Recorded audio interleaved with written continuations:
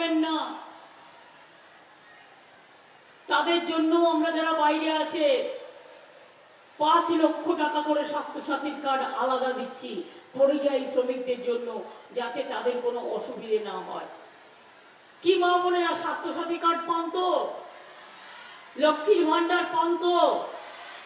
বার্ধক্য ভাতা পান তো?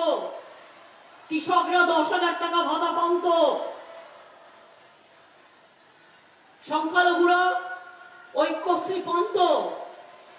ছাত্রছাত্রীরা সবুজ সাথী পান তো? কন্যাশ্রী পান তো? স্মার্টফোন পান তো? বিএনএল 25,000 টাকা রূপশ্রী পান তো? অনেক বেরিয়াল গ্রাউন্ড তৈরি করে দিয়েছি, অনেক জাহাজ থান মাঝির থানে প্রাচীর আমরা তৈরি করে দিয়েছি, অনেক শ্মশানও বিভিন্ন স্থানে তৈরি হচ্ছে। সবাইকে নিয়ে আমরা চলতে চাই। আমাদের ধর্ম একটাই। আমি আপনাদের বলে রাখি, নিশ্চয়ই আপনাদের মনে আছে মা ভাই বোনেদের, আমি যখন যুব রাজনীতি করতাম আমি এই কুমারগঞ্জ বালুরঘাটে বারবার আসতাম। গঙ্গারামপুরেও যখন বন্যা হতো 1 কোমর জল জমে যেত, আমি কিন্তু প্রতিবার আসতাম।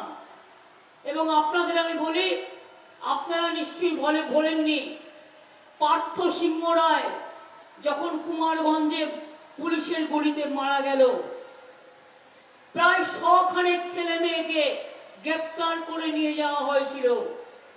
তারা বালুরঘাটের লকআপে ছিল। আমার কাছে খবরটা আসে, আমি রাতের মধ্যে ছুটে আসি। ছুটে এসে এই বিপ্লব মিত্রকে বলি, বিপ্লব দা কালকে আমাদের কোর্টে ফাইট করতে হবে ওদের জন্য, আমি নিজেও লয়ার।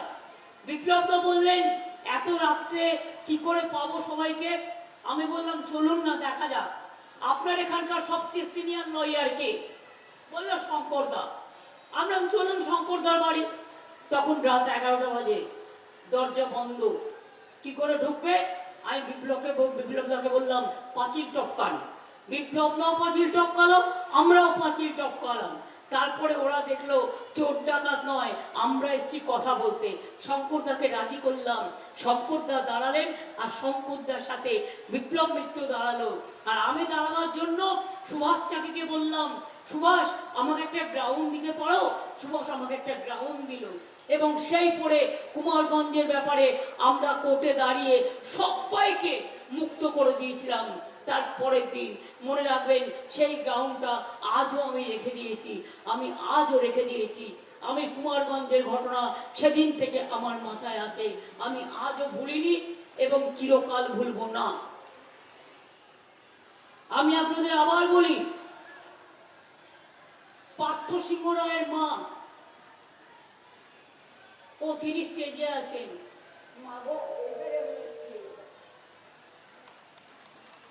বলুন দেখিনি।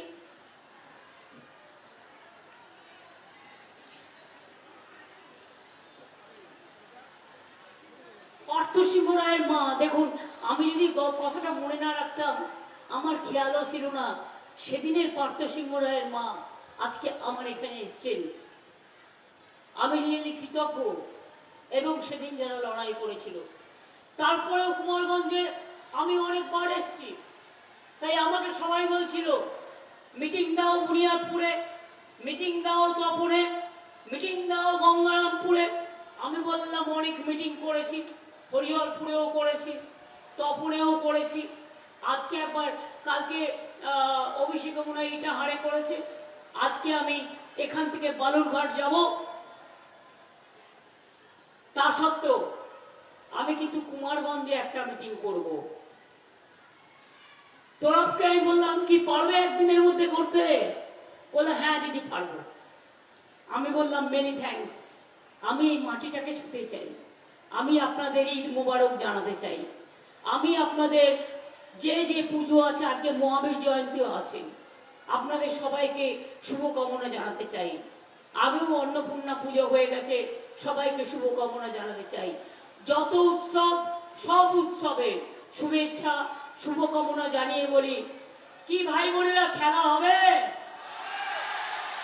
মা বোনেরা খেলা হবে? খেলা হবে?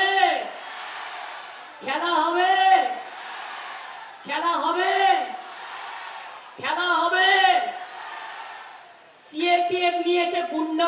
বলে রুখে দাঁড়াবেন তো? মুখে কিচ্ছু বলবেন না। আপনার যদি পথ আটকায় যে আপনি বেরোবেন না, বলবেন আমি ভোট দিতে যাচ্ছি, খবর দেবেন আমাদের পার্টি অফিসগুলোকে, আমরা সঙ্গে সঙ্গে চেক আপ করে পুলিশ গিয়ে আপনাকে পৌঁছে দিয়ে আসবে, ইলেকশনের লোক গিয়ে পৌঁছে দিয়ে আসবে। তার কারণ এটা ইলেকশনের নিয়ম, কারো ভোট আটকানো যায় না। এই জিনিস কুচবিহারে করেছিল। তাহলে এনআরসি হচ্ছে না কেন? হবে না। বিজেপি ভারতবর্ষে এবার জিতবে না। আল্লাহর কাছে আর একবার প্রার্থনা করুন, মা বোনেরা উলুধ্বনি দিয়ে বলুন, শঙ্কর ধ্বনি দিয়ে বলুন, দোয়া করে বলুন, ভাইরা তালি দিয়ে বলুন, বিজেপি হটাও।